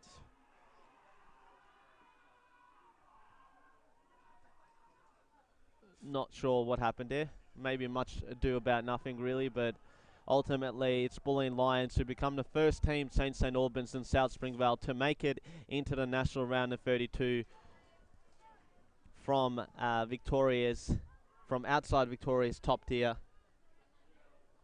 And you've got to say that they've deserved it. So yeah, in this one, FC Bulleen Lions, the club from the Veneto club, punching their ticket to the national stages of the FFA Cup, joining Melbourne Knights and Hume City. Perhaps Moreland Zebras, another NPL2 side set to join them soon. But regardless, the score here at the end of this one at the Veneto club has been FC Bulleen Lions 3, St Albans 1. I've been Joey Lynch, joined by Damir Kulash. Thank you for joining us on the Football Victoria Facebook and YouTube pages. Be sure to tune into the NPL Victoria Facebook and YouTube pages throughout the rest of the season for more action from the Victorian top flight, NPL2, as well as NPL Women's Victoria, including this Monday when I'll be, cheap plug, be calling Bulleen versus Eastern Lions. So wherever you are, thank you for joining us tonight once again. FC Bulleen Lions 3, St Albans 1.